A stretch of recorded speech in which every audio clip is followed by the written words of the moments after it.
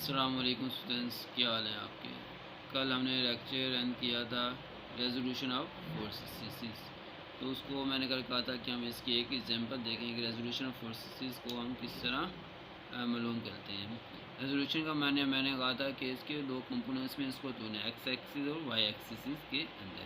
इसमें एक एग्जांपल हम देखते हैं। A man is pulling a trolley on A horizontal road with a force of 200 Newton, making 30% angle with the load. Find the horizontal and vertical component of the force. इस तरह जब हमने इसे देखा, a man is pulling a trolley, एक आदमी push कर रहा है एक ट्रॉली को ऑन ए हॉरिजॉन्टल रोड, सीधा रोड है, with a force of 200 Newton, making angle 30% with the road. ये रोड जा रहा सीधा, इसके ऊपर तरारी लेके जा रहा है, उसका एंगल कौन सा बन रहा है 30%। ये 30% एंगल बन रहा है और फोर्स एफ कितनी लग रही है उसके ऊपर 200 न्यूटन फोर्स लग रही है। Find the horizontal and vertical component of the its force. इसका एफ एक्स और एफ वाई को हमने मालूम करना है। तो इसमें हमें जो मालूम किए गए एक चीज़ है, हमारे पास एफ फोर्स मालूम दी गई है और साथ दूसरा थीटा 30% वो हमें दिया गया है। कल हमने देखा था कि एफ एक्स और एफ वाई की वैल्यू हमने किस तरह मालूम करनी थी। तो F Y is equal to F sine theta. हम जानते हैं कि sine theta is equal to F Y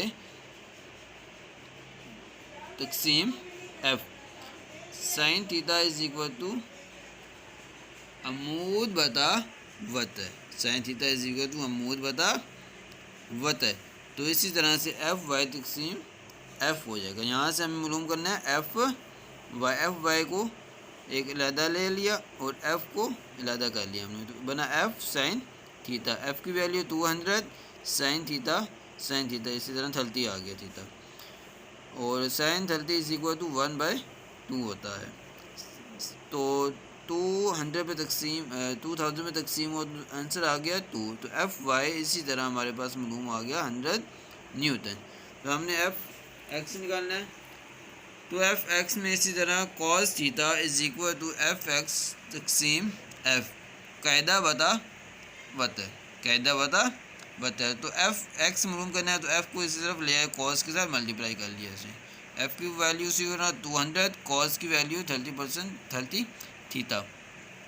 तो 30 जो कॉस 30 होता है 0.866 होगा। तो इसको 200 से मल्टीप्लाई करेंगे 173.2 न्यूटन फोर्स निकल आएगी एफ एक्स। इससे हमारे पास एफ वाई और एफ एक्स की वैल्यू मालूम होगी कि एक फोर्स को उसके रिजल्टेंट में हमने तोल दिया।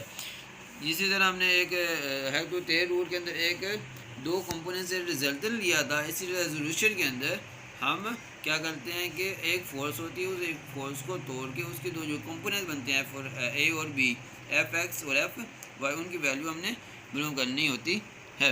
अब हम एप्लीकेशन ऑफ हेल्प टू टेल रूल देखते हैं कि दो फोर्सेस हमारे पास मौजूद हैं, उन दो फोर्सेस को इस्तेमाल करते हुए हमने रिजल्टेंट यानी एफ फोर्स हमने किस तरह लेनी है। Determination of force from its perpendicular components. एक हमारे पास ये F O R F force है, ये हमने मालूम करनी है। तो ये हमने मालूम करनी है, तो इसके कंपोनेंट्स को एफ एक्स और एफ वाई हमारे पास मौजूद हैं। एफ एक्स और एफ वाई हमारे पास मौजूद है, यानी फोर्स ए की वैल्यू भी मौजूद है, फोर्स बी की भी वैल्यू मौजूद है। वो हमारे पास अगर मौजूद हों तो हम एफ़ को किस तरह डिटरमाइन कर सकते हैं। अकॉर्डिंग टू हेल्प to tail rule O R is equal to O P plus P R. O R is equal to O P plus P R. ठीक हो गया। अब O R represented the force F, F को represent कर रहे हैं हम O R से।